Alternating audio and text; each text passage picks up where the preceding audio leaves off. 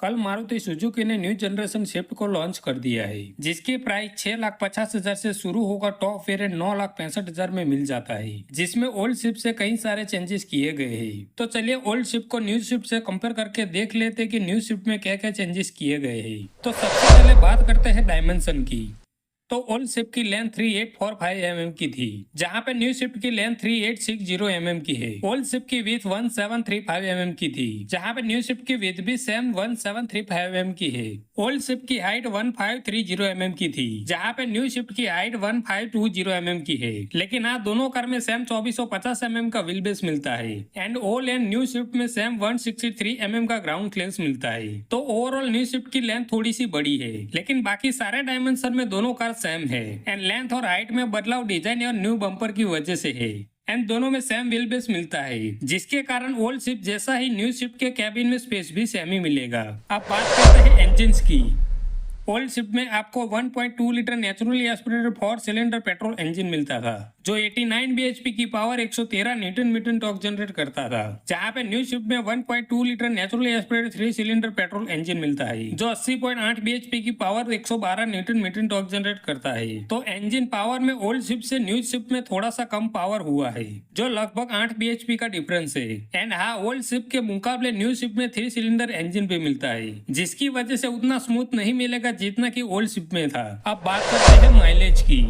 तो old Swift के manual transmission की क्लेम माइलेज 22.38 kmpl की थी एंड एएमटी की क्लेम माइलेज 22.56 kmpl की थी, जहां पे न्यू स्विफ्ट के मैनुअल ट्रांसमिशन की क्लेम माइलेज 24.8 kmpl की है, जहां पे एएमटी की क्लेम माइलेज 25.75 kmpl की है। यानी कि न्यू स्विफ्ट में मैनुअल और एएमटी में लगभग 3 kmpl का माइलेज ज्यादा मिलेगा। अब बात करते हैं एक्सटीरियर की। तो एक्सटीरियर वाइज न्यू स्विफ्ट का लुक ओल्ड स्विफ्ट जैसा ही रखा गया है, लेकिन हाँ, आप ध्यान से देखोगे तो आपको कई सारे चेंजेस देखने को मिलेंगे। जैसे कि ओल्ड स्विफ्ट के बम्पर से न्यू स्विफ्ट का बम्पर आपको थोड़ा सा डिफरेंट मिलता है, जिसमें ग्रिल की डिजाइन थोड़ी सी डिफरेंट मिलती है और हेडलैम्प और एलईडी डीआरएल भी अब आपको नहीं मिलेगी। एंड ओल्ड स्विफ्ट में आपको फॉग लैम्प हैलोजन मिलते थे, जो अब आपको एलईडी मिलते हैं और ये सेम चीज रियर में भी रिपीट होती है। रियर में भी अब आपको नए डिजाइन का रियर बम्पर मिलता है, जिसमें न्यू एलईडी टेल लाइट देखने को मिलेगी। एंड साइड से तो ओल्ड और न्यू स्विफ्ट सेम जैसी ही है, लेकिन न्यू स्विफ्ट में न्यू डिजाइन के 15 इंच के डायमंड कट एलॉय व्हील देखने को मिलेंगे। मतलब कि एलॉय व्हील की साइज पहले जैसे ही है, बस आपको एलॉय व्हील की डिजाइन डिफरेंट मिलती है। उसके अलावा पहले जैसा ही rear wiper, rear defogger, front disc brake and roof mounted antenna जैसे फीचर मिलेंगे। लेकिन अभी सनरूफ का फीचर इंडिया में सबसे ज्यादा फेमस है, जो स्विफ्ट में मिसिंग है। अगर स्विफ्ट में सनरूफ का फीचर दिया जाता तो स्विफ्ट के एक्सटीरियर में और कोई कमी नहीं रहती। अब बात करते हैं इंटीरियर की।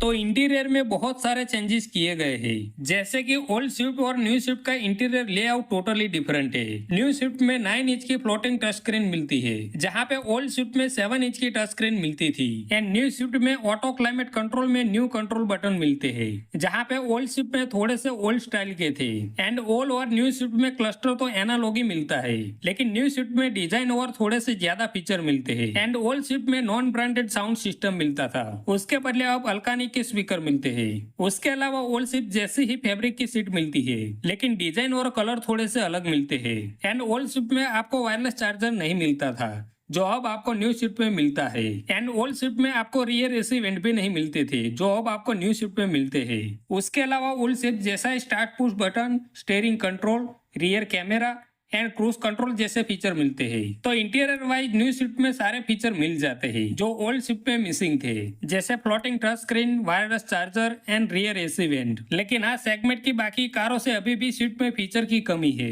अब बात करते हैं मेन पॉइंट की, यानी कि सेफ्टी की। जैसे कि आपको पता ही है कि स्विफ्ट को ग्लोबल एनकैप में 1 स्टार की सेफ्टी रेटिंग मिली है, क्योंकि स्विफ्ट का प्लेटफॉर्म काफी ज्यादा अनसेफ माना जाता है, जिसने रियल लाइफ के एक्सीडेंट में भी बहुत बुरा परफॉर्म किया है। लेकिन हाँ, न्यू स्विफ्ट में ये चीज को सुधारने की कोशिश मारुति ने की है। लेकिन हाँ, मारुति ने अभी तक प्लेटफॉर्म के बारे में कोई चीज नहीं बताई है। लेकिन न्यू स्विफ्ट के सारे वेरिएंट में अब आपको 6 एयरबैग स्टैंडर्ड मिलेंगे, जो एक अच्छी बात है, जो ओल्ड स्विफ्ट के टॉप वेरिएंट में भी ड्यूल एयरबैग ही मिलते थे। उसके अलावा अब आपको ABS, EBD, ESP, and आइसोफिक child anchor जैसे सेफ्टी फीचर स्टैंडर्ड मिलते हैं। एंड ऑटोमेटिक वेरिएंट पे अब आपको हिल होल्ड असिस्ट का फीचर भी मिलेगा, तो सेफ्टी वाइज न्यू स्विफ्ट में इम्प्रूव हुआ है। लेकिन आप प्लेटफॉर्म और बिल्ड क्वालिटी में चेंजेस हुआ है या नहीं वो तो क्रैश टेस्ट होने के बाद ही पता चलेगा। तो ओवरऑल न्यू स्विफ्ट में कई सारे चेंजेस किए गए हैं। फिर बात हो एक्सटीरियर की, इंटीरियर की, माइलेज की या फिर बात हो सेफ्टी की, सब तरह से बेटर है न्यू स्विफ्ट ओल्ड स्विफ्ट से। लेकिन इंजन पावर और रिफाइनमेंट में न्यू स्विफ्ट से ओल्ड स्विफ्ट बेटर है। लेकिन ये चीज से बायर को फर्क पड़ेगा या नहीं ये तो खरीदने के बाद ही पता चलेगा। लेकिन आपको कैसी लगी न्यू स्विफ्ट हमें कमेंट बॉक्स में जरूर बताना। तो आज की इस वीडियो में बस इतना ही। अगर वीडियो अच्छा लगा हो तो लाइक कर देना, चैनल को सब्सक्राइब जरूर कर लेना। मिलते हैं एक नई वीडियो के साथ। जय हिंद।